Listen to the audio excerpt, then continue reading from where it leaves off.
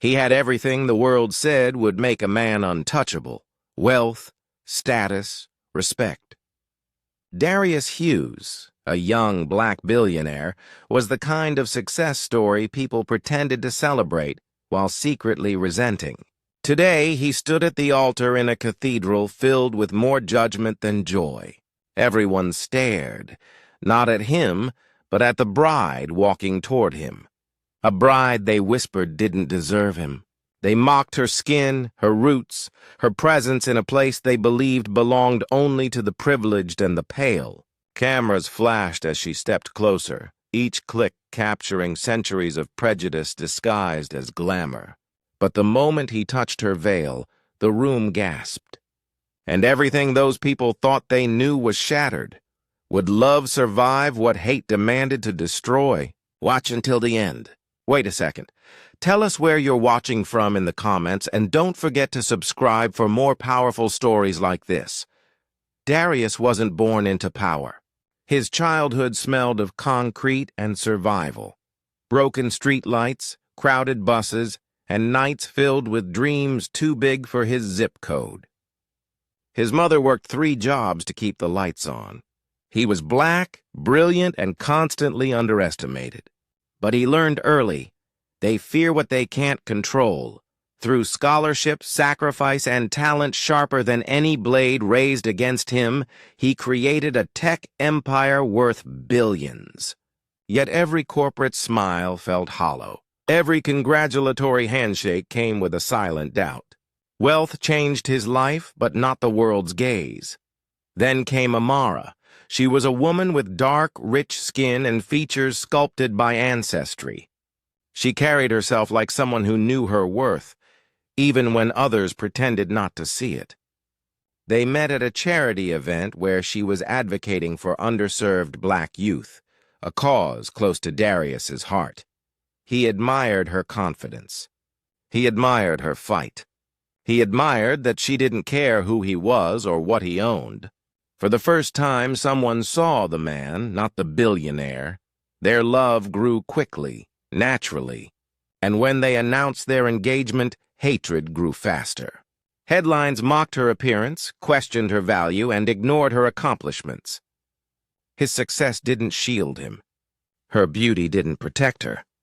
They were still black and judged for it. The wedding planning became a battleground. Influential industry leaders hinted that he could do better. Invitations were declined without explanation. Some guests came only to see what mistake he was making. Support was conditional. Respect was granted only if he chose someone who fit the outdated standards of elite America. Amara heard every cruel whisper. Too dark, too ethnic, too unrefined. They looked at her melanin as though it were a flaw, but she never lowered her head. She remembered being a young girl who stared into mirrors, begging her reflection to change. She vowed never to hate her skin again. So now when the world tried to dim her light, she stood taller. A week before the wedding, a magazine published a headline, "Billionaire Throws Away Legacy for." Unremarkable bride. No mention of her medical degree. No. Mention of her humanitarian work. No. Mention of her brilliance. Just a dismissal rooted deeply in racism. Darius confronted his board members after they warned him that his marriage could harm business. They cloaked their bigotry in terms like public image and market stability. He saw through it.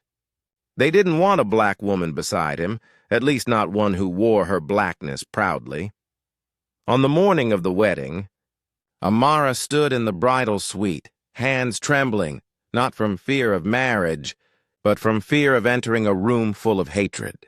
Her dress sparkled like stars scattered across midnight. She was breathtaking. But she knew beauty alone couldn't silence generational prejudice. When the doors opened and she walked down the aisle, her eyes narrowed.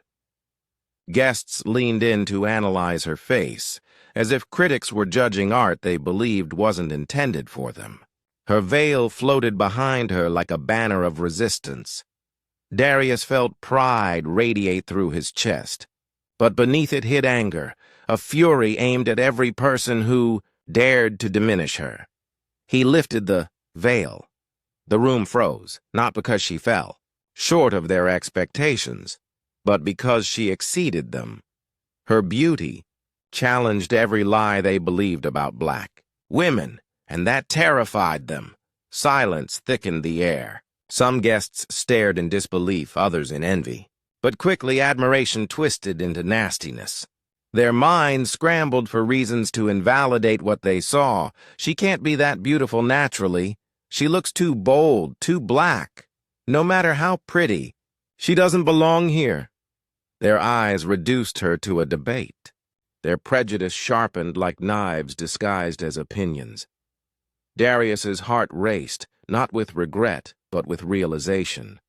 Their love wasn't the fairy tale story the world pretended to adore. This moment wasn't a celebration, it was a confrontation.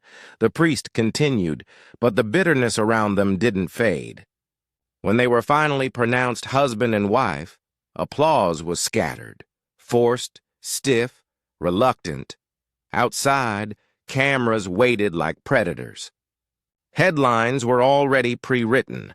Their love would be attacked publicly, viciously, relentlessly. Darius squeezed her hand. She looked back with a silent message. We are stronger than their hate.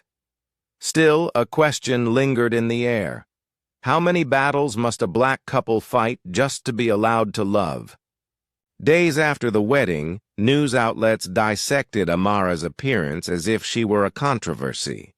Racist comments flooded the internet. Some investors withdrew. Business associates distanced themselves. Darius suddenly found his empire's value connected to societal prejudice he could never escape. But Amara refused to be a victim. She used the spotlight not to defend her worth, but to uplift others who shared her struggle. She launched programs empowering black youth, created initiatives celebrating dark-skinned beauty, and became a global voice against colorism. Slowly, admiration replaced mockery. She became a symbol, proof that elegance and power exist far beyond Eurocentric standards. Their marriage became a movement, and every person who once asked, "Why her?" now found themselves asking, "How could it have ever been anyone else?" Because love, real love, doesn't seek permission. It challenges the world and wins. So ask yourself, when will society finally celebrate black beauty without bias?